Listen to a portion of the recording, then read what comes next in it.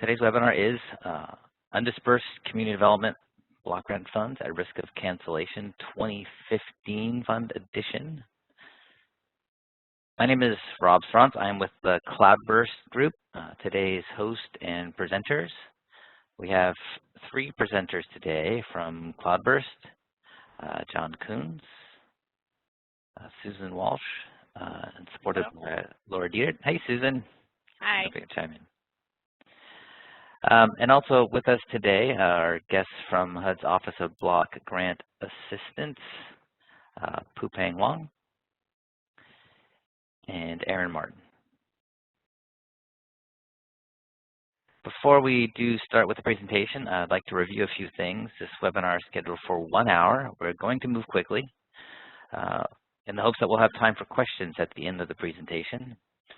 Please do note that all participants are muted in listen-only mode now and for the duration of the webinar. If you need help with using WebEx or have other technical issues, please chat at the host through the WebEx chat panel. By contrast, if you have questions for the presenters, please use the WebEx Q&A panel. That may be hidden from view. So to reveal it and use it, take a moment to find the WebEx Q&A panel in the top right-hand corner of the WebEx frame.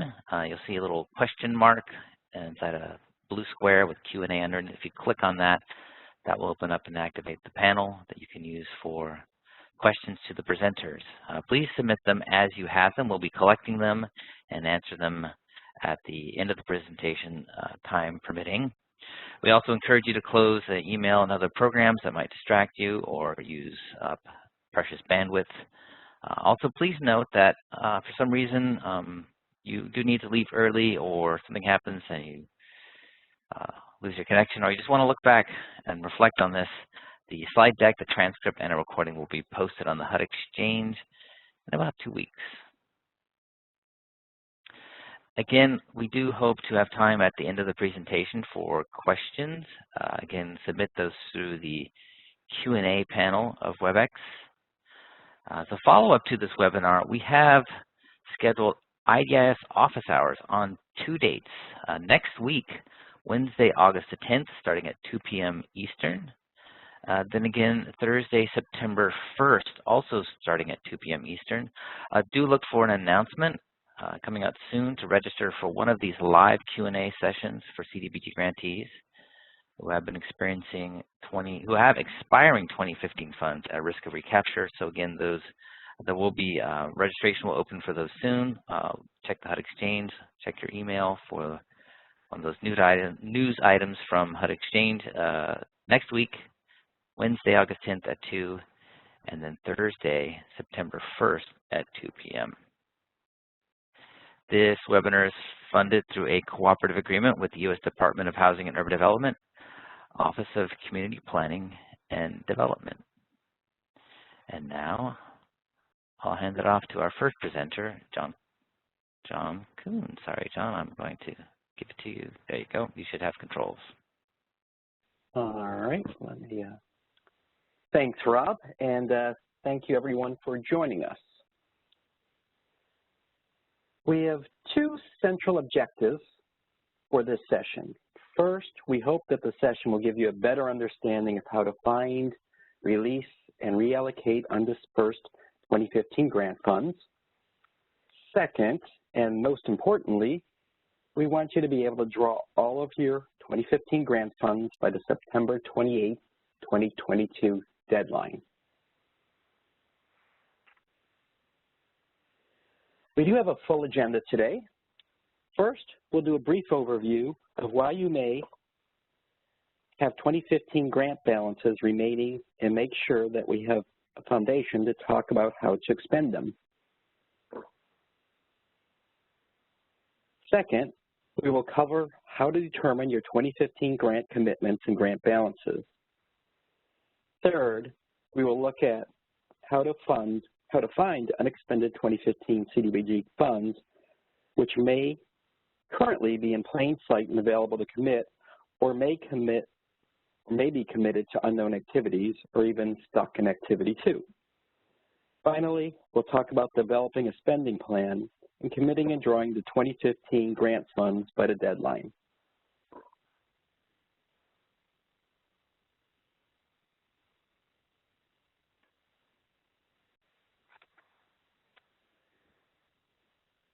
Now, some of you may be wondering, should I be at this webinar?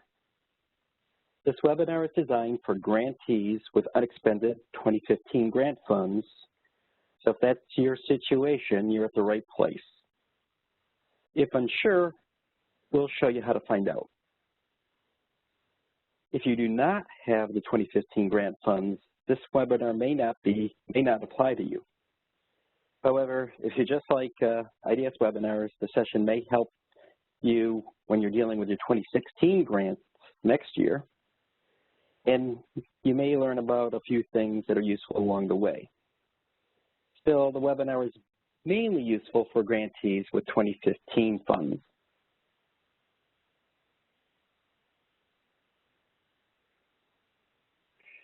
So why do 2015 grant balances matter now? 2015 grant balances, or grants rather, expire this September 28th, and then any unexpended balances go back to Treasury. They would no longer be available to support your programs in your community. At the latest, all 2015 grant vouchers must be approved by grantees by September 28th. However, you really want to draw earlier, say by Monday, September 26th, to reduce the risk of anything going awry. We have seen an occasional case of locks not processing a payment on the first night. And unlike some other situations, HUD has no discretion for expiring grant funds. They will be gone if not drawn. So if they're not out of the locks and out of the Treasury, they'll be taken.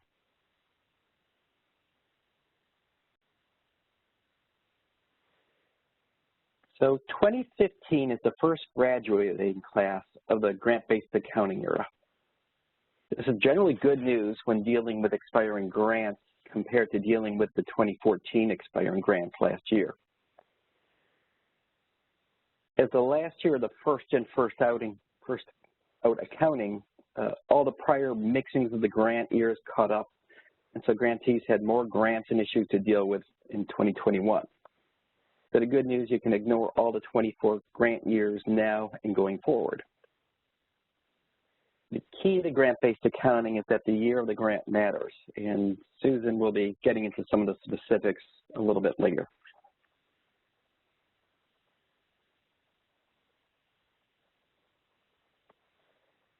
Why? So why do you still see 2015 grant funds when perhaps you had long ago completed activities associated with your 2015 action plan? There are a few typical reasons.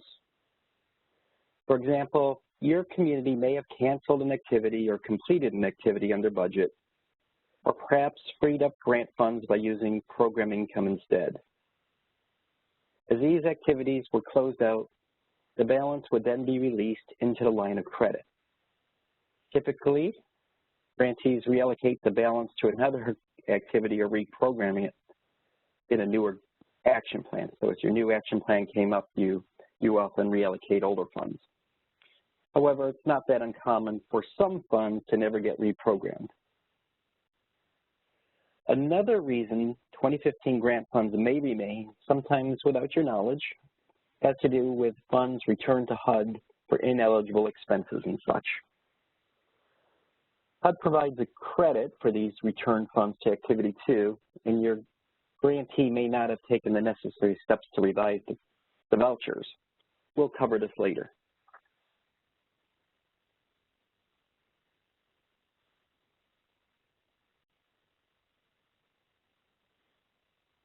Now, we'll look at the process for expanding your 2015 grant balances. We will walk through each step, which we have divided into 4 groups. First, get a snapshot of your 2015 CDBG grant balance status. Second, find out precisely where those funds, those unexpended funds, reside down to the activity level.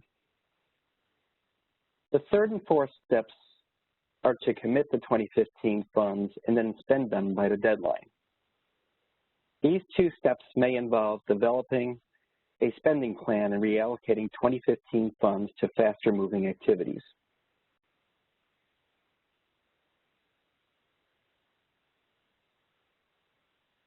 Let's start with step one, determining the 2015 grant balance status.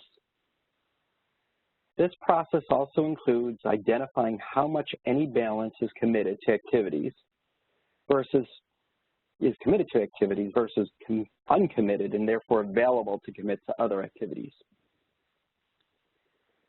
And how do we do this? We'll look at two methods. Method one is to use the search grant function in IDIS. So clicking on the Grant tab brings this search screen up. You can use the filters to quickly find our target grant by selecting CDBG for the program and 2015 for the grant year. Clicking Search will display the 2015 grant below. Next.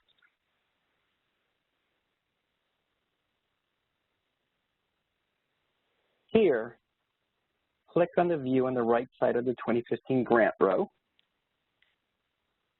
And at the top of the next screen, it provides some general information about the grant. And the bottom of the screen is a fairly detailed table that shows the status of the grant.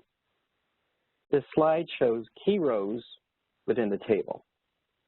As a general summary, the top shows the grant amount, $1.4 million or so in this case.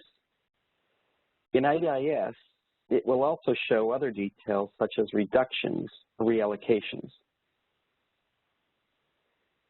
The middle section shows information on the amount drawn and the balance in both IDIS and LOCKSS.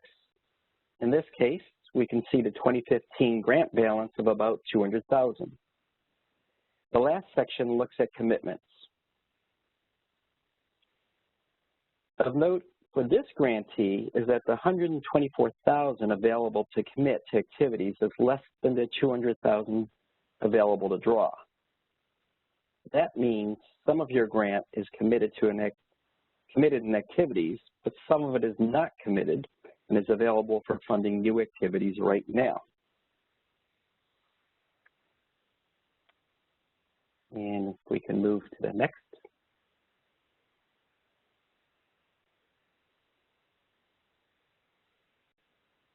Is it on 20 for people? Still on. Yes. Okay. So the second method for determining the 2015 grant balance is to run the PIRA 1 HUD Grants and Program Income Report. This report shows multiple years, but not all the details for each grant. As you can see in this example, you have 3 different columns of interest. You can see the amount committed to activities, the amount available to commit to activities, and then the amount available to draw.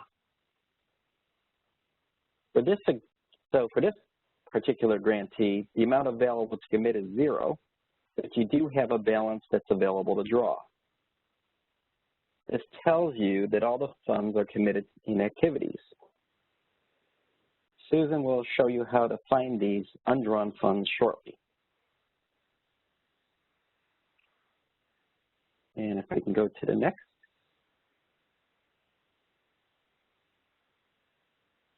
And it's there. I'll trust that it's, okay, it's not moving on my screen. So, okay. So that can be a bit confusing. So let's look at a few charts that help detect these different flavors of undrawn funds in a different way.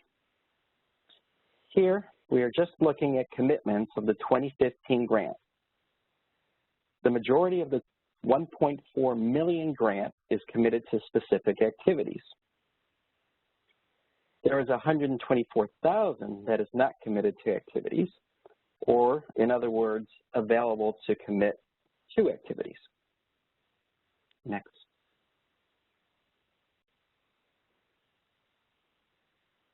And I'm going to trust they keep moving for others. Now we are just looking at funding balances and disbursements. In this case, we can see that about 1.2 million of grant has been drawn, and there is a balance of about 200,000. That's the amount that needs to be drawn by September 28th. And we can move to 23. Now let's look at commitments and expenditures together. How much is committed to activities but not drawn? Take a look. We'll need to compare the available amount to commit to the available to draw amount.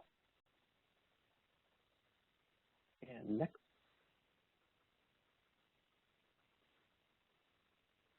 Here, the 200,000 available to draw, the grantee's 2015 grant balance is depicted by the dark blue outline near the bottom.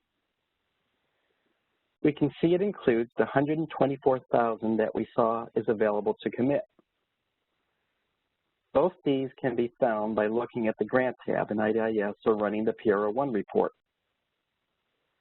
We just need to subtract the available to commit amount from the available to draw amount to find the amount the grant that is committed but undrawn. And the next slide,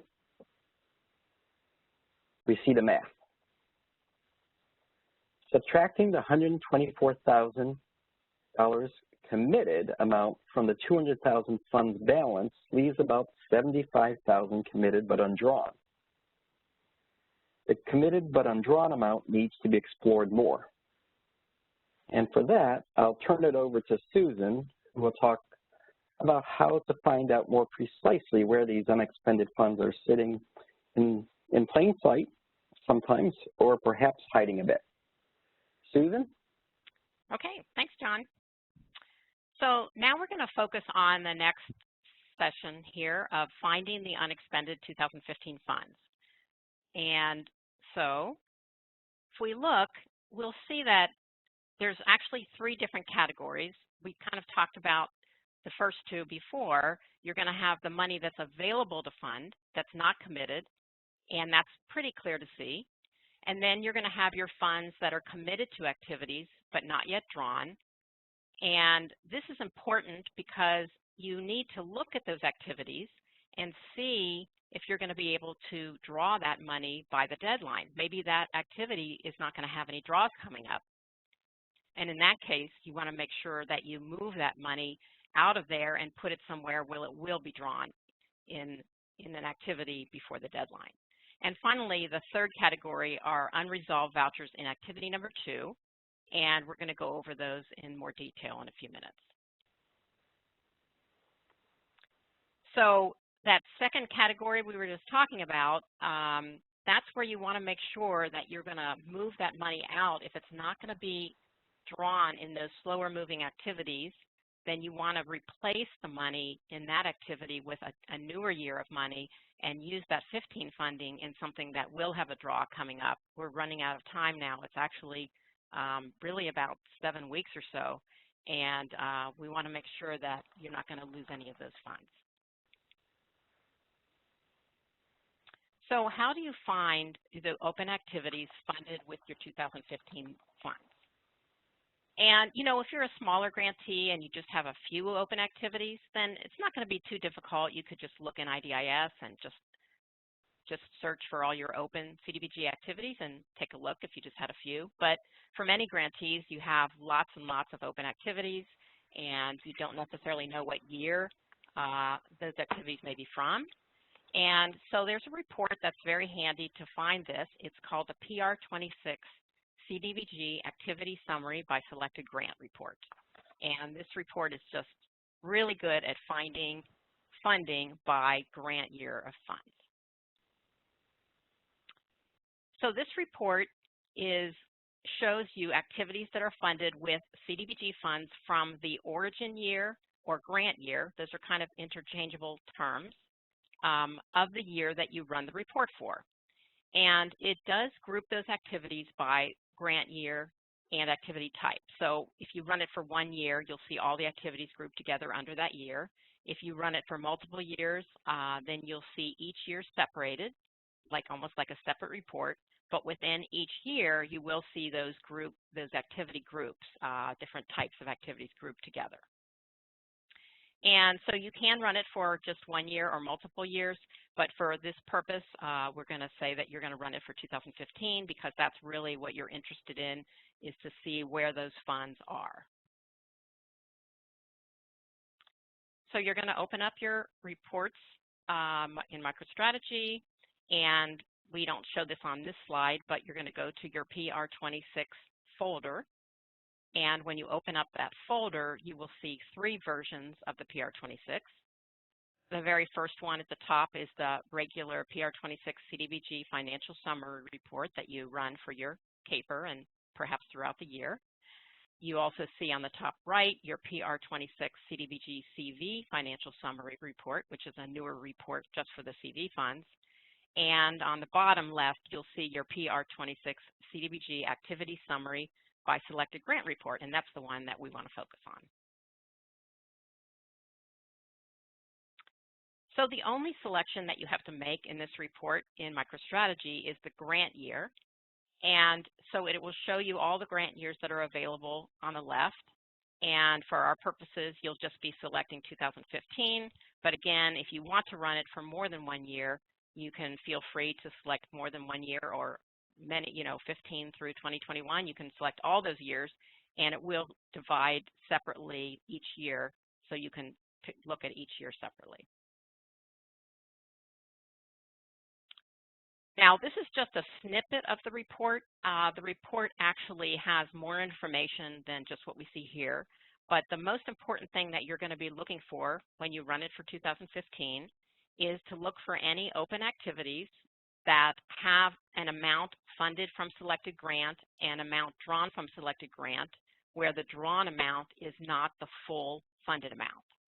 So you may have activities on this report that are funded from let's say the 2015 grant, and they might also have other years funding in them. And you'll see that to the right of these columns on the report, you'll see other columns that say all funds from all years and all funds drawn from all years. So you'll see there could be a difference. So if this activity, this example 3650, perhaps it has the $32,514 funded from 2015 and nothing drawn from that grant, but it may have other funds in it from other years, and you'll see the total of that. And it may also have program income or revolving loan funds or even LA funds drawn, and those funds are not shown on this report. So this report only shows you the Treasury funds that are drawn or funded. So if you see a larger amount to the right of this that's not shown on the screen, but when you run the report, then you'll know that there are other funds in that activity as well from other years.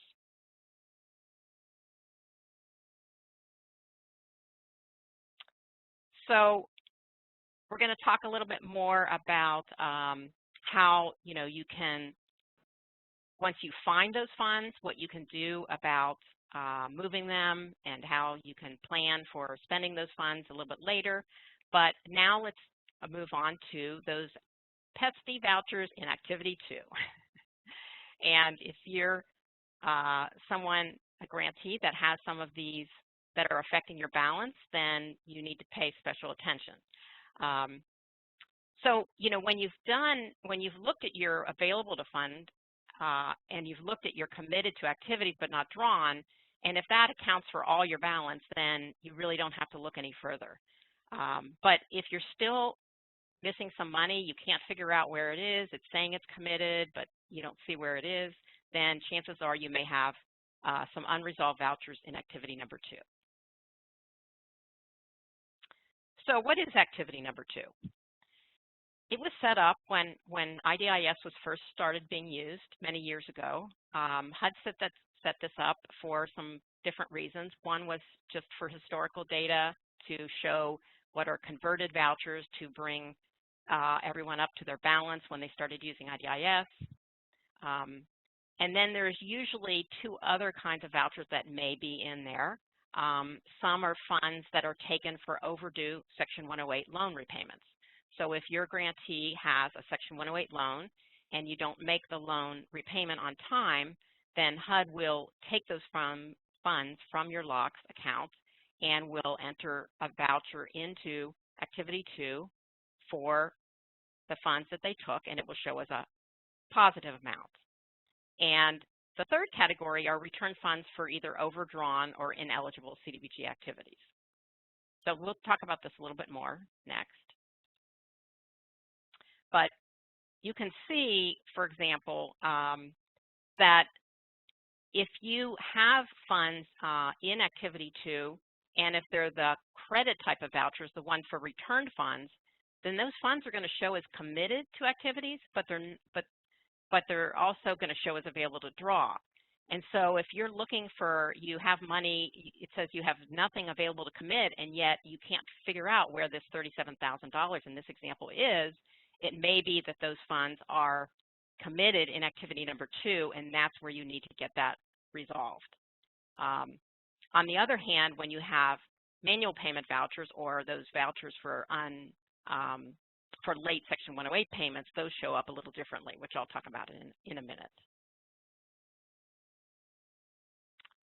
So again, these vouchers may contain debits, and that's if HUD withdrew those 2015 funds for overdue Section 108 payments, or they may contain credits if the funds were returned to HUD in Activity number 2, and they have not yet been applied back to the original activity.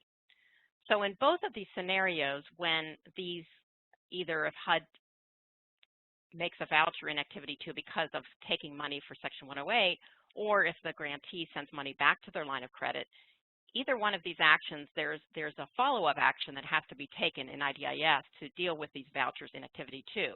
And if that wasn't done, then that's where the problem lies, and you need to take that follow-up action in order to free up that money and allow you to use it in a draw before the deadline.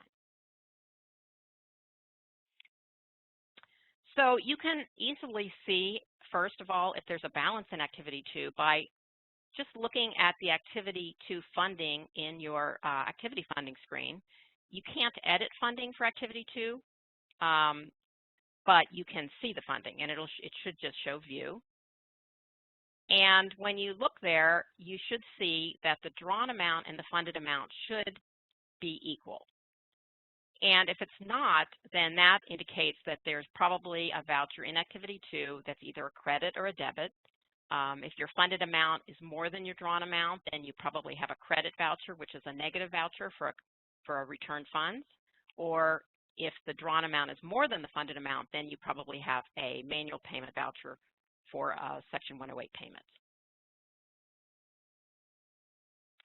So the way to see this is, one way you can do this is to just go to your funding drawdown tab at the top, and then go to your search voucher selection on the left-hand side of your menu, and you can search vouchers by activity number. So you're going to go ahead and just put in Activity number 2, and you want to clear out the earliest creation date, because right now that defaults to January 1st of 2016, I believe, and we want to make sure that you're going to see everything that might be in there. Chances are there won't be anything earlier than that for 2015 funds, but we just want to make sure you don't miss anything. And then just go ahead and click search.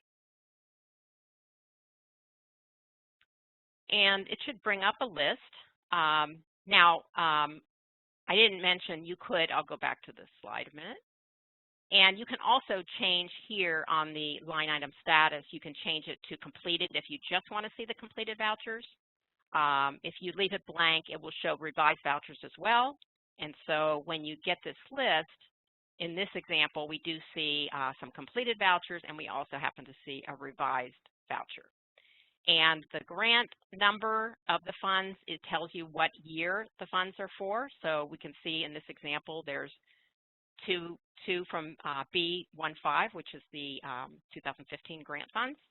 There's also one from B20. So we're not going to talk about that right now, but you will have to address any of these completed vouchers in Activity 2 at some point. So we're just going to talk about the 15 funds right now. But you can see that there's one that's called a completed CO. That's a collection voucher, and it's a negative amount, meaning that it's a credit. There's a completed AD. Now, sometimes when HUD puts in vouchers, instead of showing as MP, sometimes they show as AD, which means adjustment. And so either way, either if it's AD or MP, that is normally indicating something that you have to take care of, and you will need some assistance. You won't be able to revise those vouchers yourself. The other way that you can see if you have a balance in Activity 2 is to run a report, and probably the PRO5 report, which will just show you the completed vouchers, but that will probably be the best report that you could run just for the Activity number 2. Or you could run a PRO7 for all vouchers and just filter it for Activity number 2.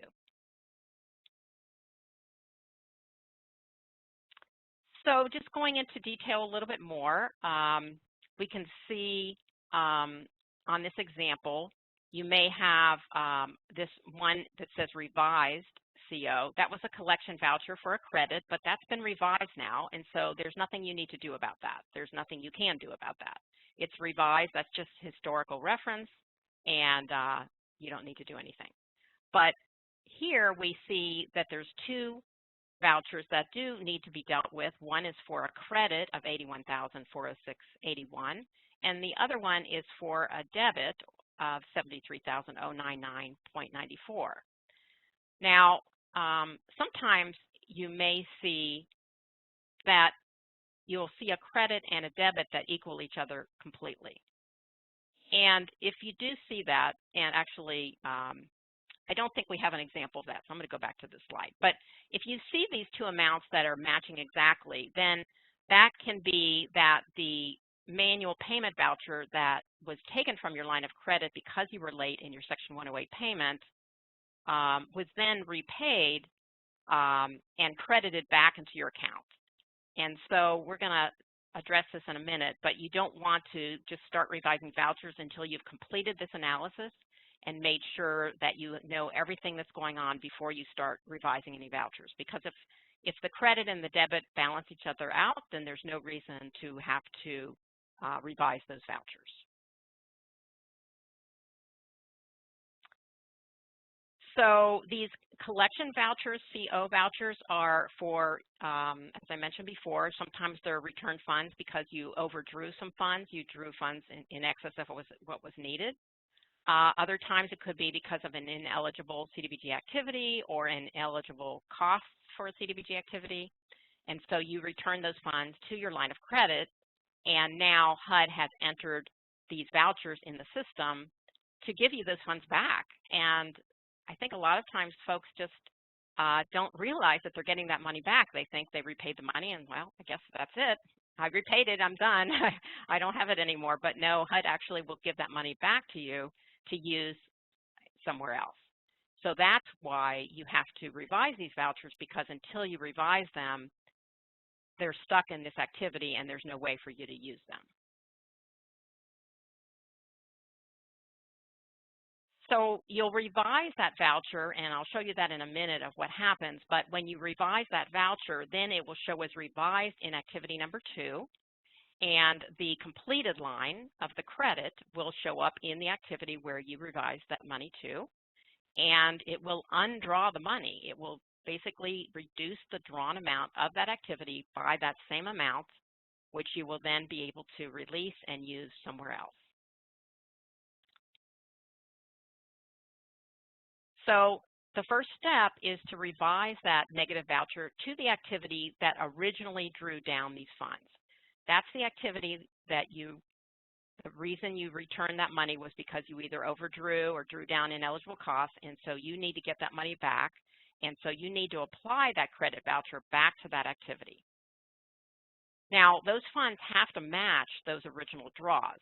So hopefully when you return the funds to your line of credit and you follow the instructions that are available, we'll give you that reference a little bit later, hopefully those funds, the year of the funds do match, and you'll be able to revise it.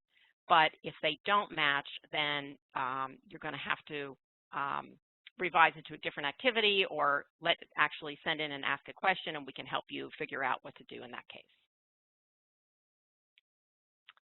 Now, the manual payment vouchers that were taken from your LOCS account for your missed or overdue Section 108 loan repayments show as a positive amount. They normally show as completed MP. And again, if it's revised, that's just historical. There's nothing that you need to do about that.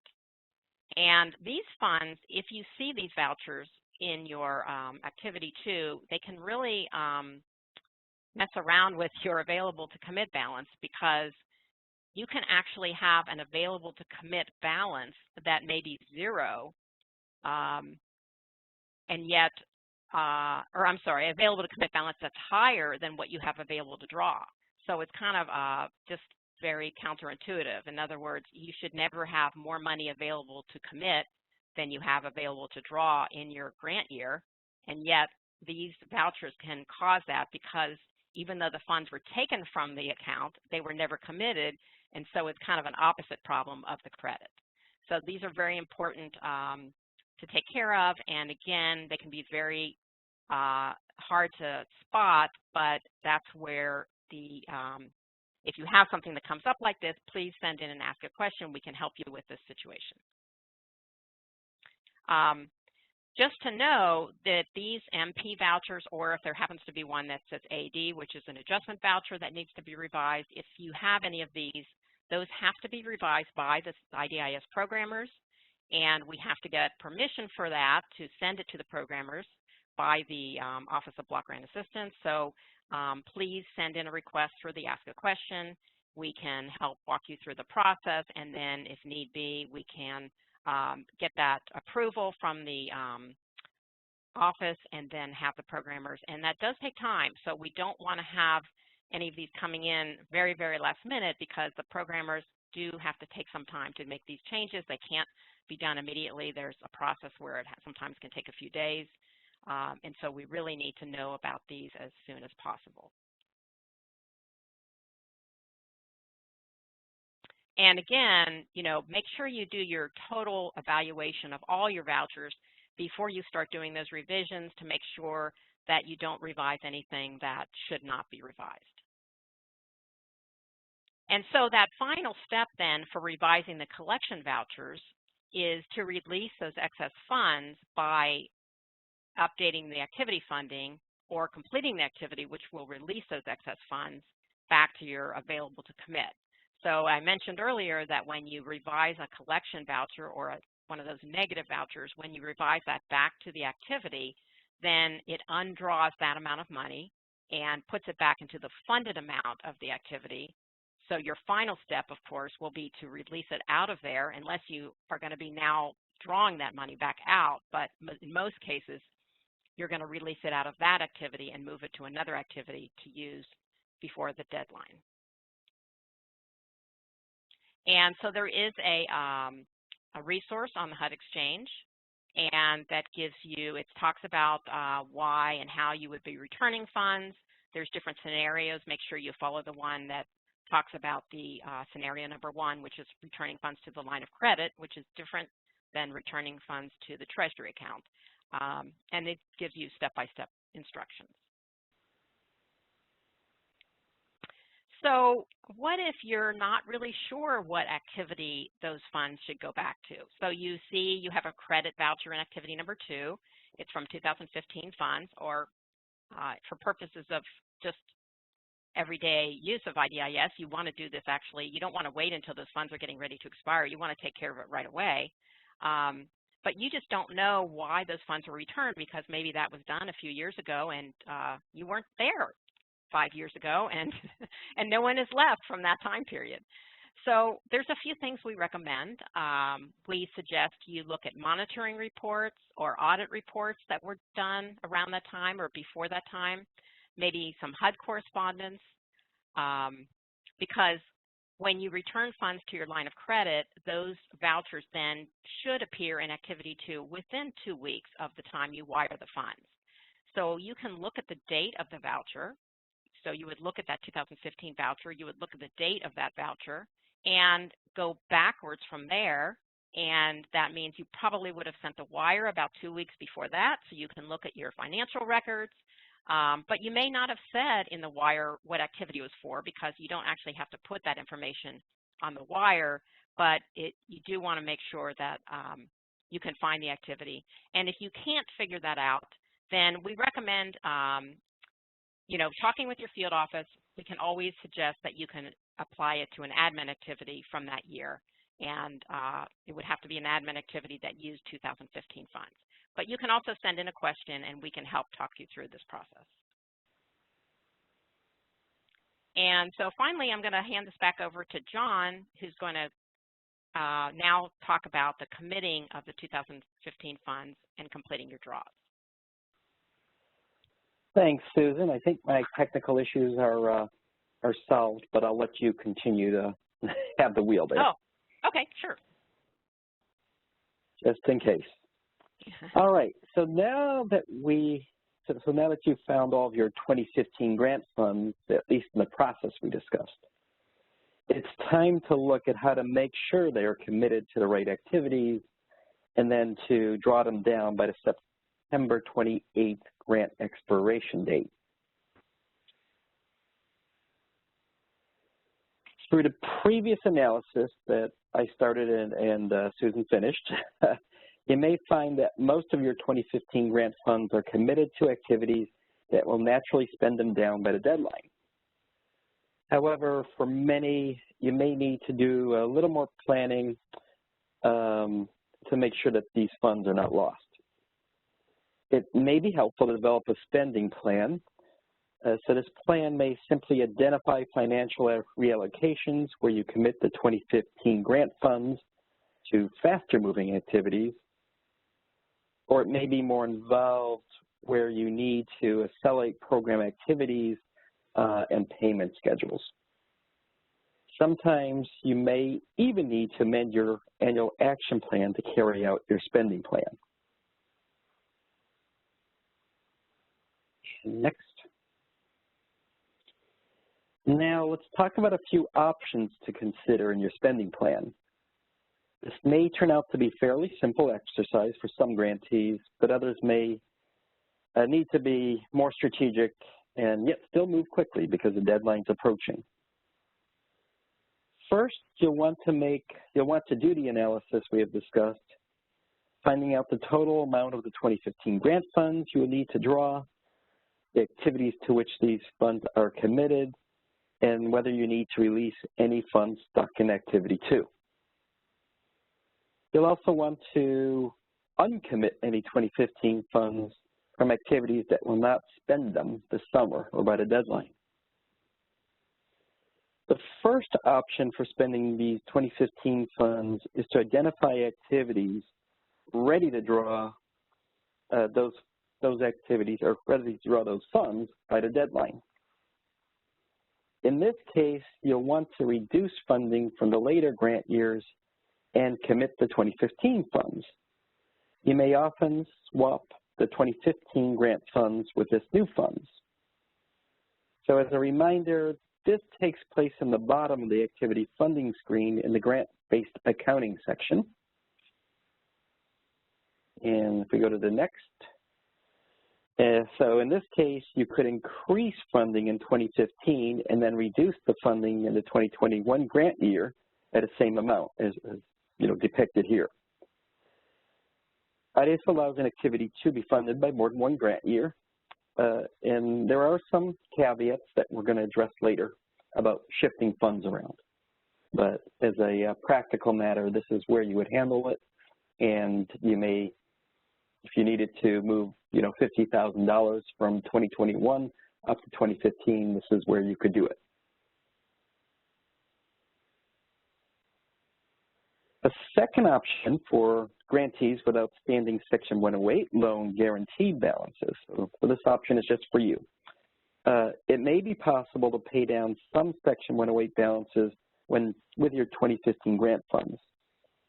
If this is of interest, please email what's on the screen there, the Section 108 at HUD.gov. as soon as possible to begin the process.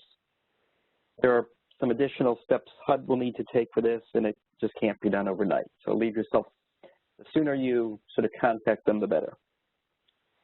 And I believe the Section 108 office may be contacting some grantees directly with this option. And next.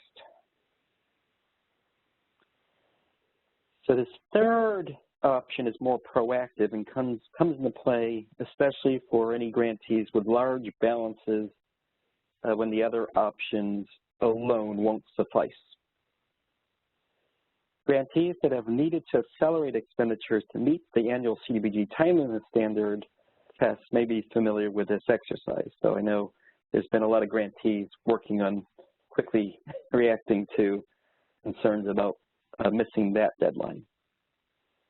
So the HUD Exchange does have some good resources for meeting CDBG timeliness standards. I think if you do a search, you'll find them quickly.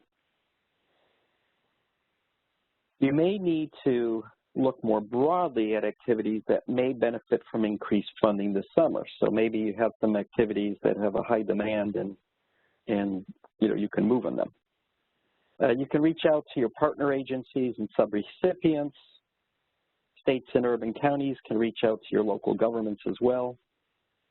And we've heard of some states that have even revised their method of distribution, such as broadening the criteria to make more projects eligible. Unfortunately, I know this can be a little bit time consuming and time is short, but perhaps you can get it done, or perhaps that will be helpful in future years. You may be able to accelerate some payment schedules for infrastructure or other projects. For instance, you may be able to make an interim payment for work actually completed, so it should be actually completed work on a large infrastructure project rather than waiting until the end. And although time is short, perhaps you have a new project ready to go this summer. Obviously, you don't want to cut any corners, you don't want to skip, not complete your environmental reviews, and you'd want to pay only for completed work. So that's an option. And then also, don't forget planning and admin activities is one option. Sometimes you have some steady costs there and you can accelerate there, but there is one big caution. And next. So the big caution is for increasing the administrative activity funding with 2015 grant funds. You just want to make sure you still remain in compliance with both planning and administrative cap tests. And these tests are embedded in the two PR26 CDBG financial summary reports. There's a lot to go into there. We won't have time now, but there's some good resources out there. But just briefly, this PR26 CDBG financial summary report, planning and admin cap test, really looks at overall obligations and expenditures on planning and admin activities during the program year. This cap does not consider the source year of the funding used for admin activities and also can be affected by program income. It can actually increase if you receive program income. However, the second planning and administration test in the PR26 activity summary by selected grant report, now that's the one Susan looked at earlier with you a little bit, but for a different purpose. So this report looks at expended CDBG funds from origin year grant. So it's critical that you do not expend more than 20% of each entitlement grant on these planning and admin activities. So, even if you receive program income and can increase your overall administration costs, you still need to pay attention that you don't exceed the 20% specifically for the entitlement grants. So really, please confirm that you do not exceed this cap of switching grant years.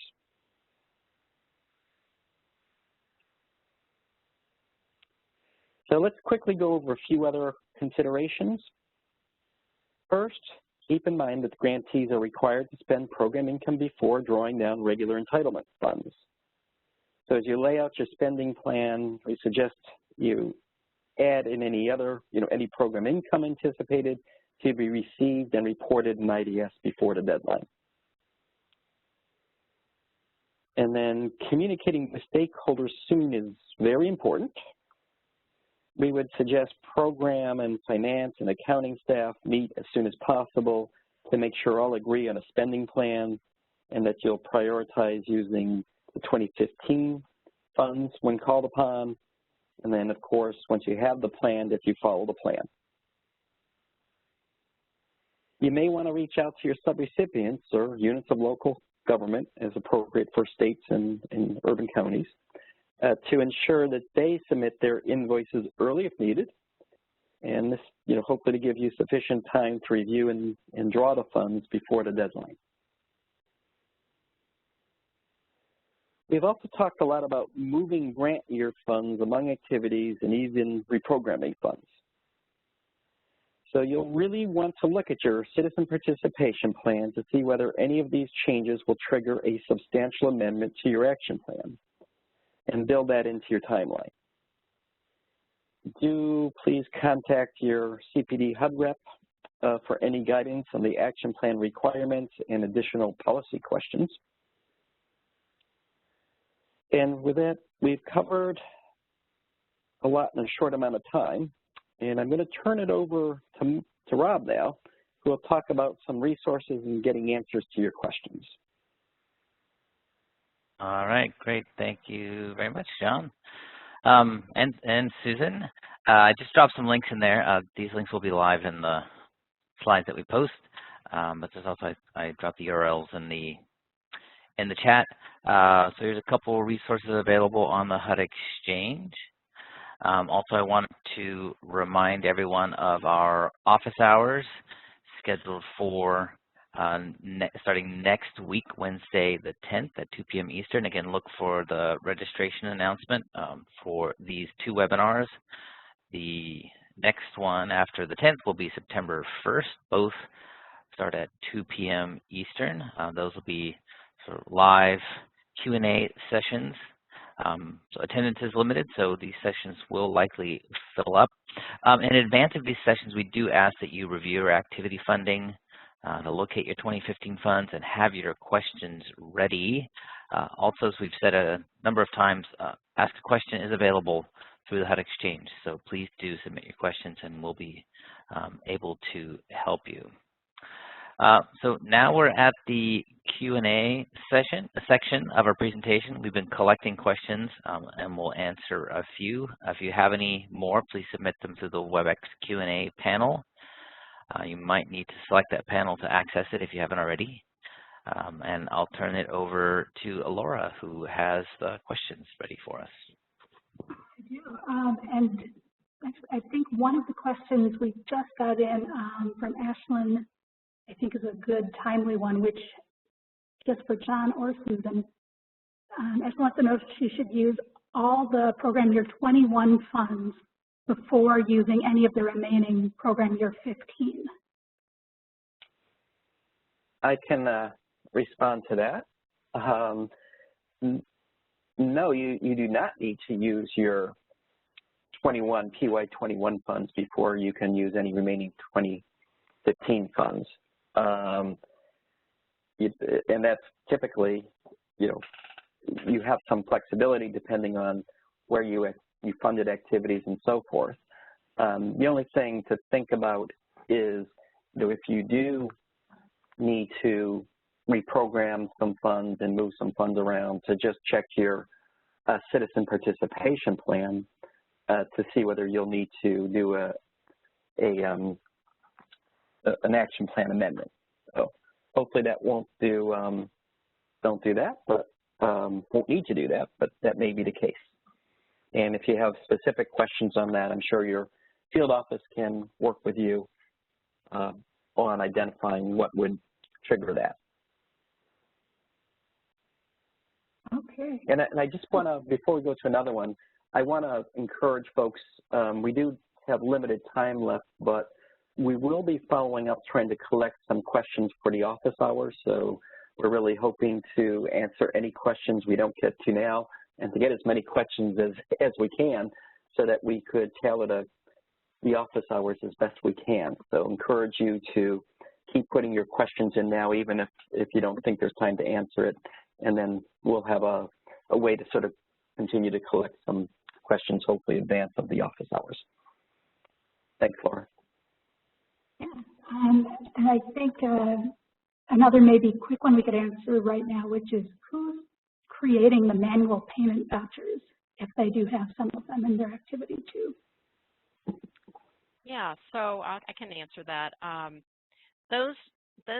That's actually done through the Section 8 office. I'm not sure if the Section 8 office HUD person does that or the IDIS programmers, but it's a combination of you know, an initiative that's made by the Section 108 office because of late repayments.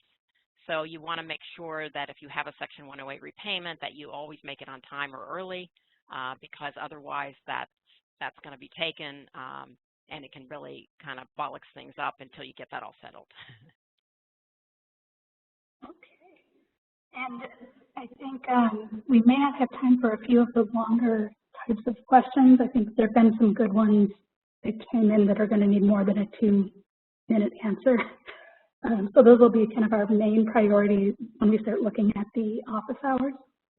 And I just wanted to give people another second too before the webinar closes to get any questions in to the chat so that we have those for our first office hours that are coming up. Yeah, and I wanted to add one more thing. We were talking about the deadline for the drawdowns, and we really encourage you not to wait until the 28th. But if you do submit a drawdown in IDIS on the 28th, it has to be not only approved, but the submission date has to be that date. It can't be in the future. Otherwise, it's not going to get paid. So just make sure that it's submitted through IDIS and has the submission date and the approval. Everything is no later than the 28th, but we do really encourage it to be earlier than that. Reiterating the instructions, if you're thinking you do have questions and just don't have them together here, really do go through, make sure you have all the information you need about your funds, see if you have any 2015 funds to talk about and what your situation is, and that'll help kind of get things going next time. And again, if it's very weird, very weird situations, very unique, the ask a question is the way to go to. All right, thank you, Laura. And thanks again, Susan and John, for presenting and all those on the CloudBurst team behind the scenes, Laura and Nikki and Tarek working on registration and hosting duties. Thanks again to our guests from HUD, Puping Wang and Aaron Martin. Puping or Aaron, did you want to add anything at this time? No, that's good webinar. Thank you, all the presenters, and thank you, everyone, for participating. You're quite welcome, and thanks again to the CPD at HUD for making us possible to do this. Please take advantage of the many resources on the HUD Exchange. Slide deck transcript and recording will be available on the HUD Exchange in 1 to 2 weeks. Again, use Ask a Question, IDIS Ask a Question if you need any immediate assistance. And this concludes today's webinar.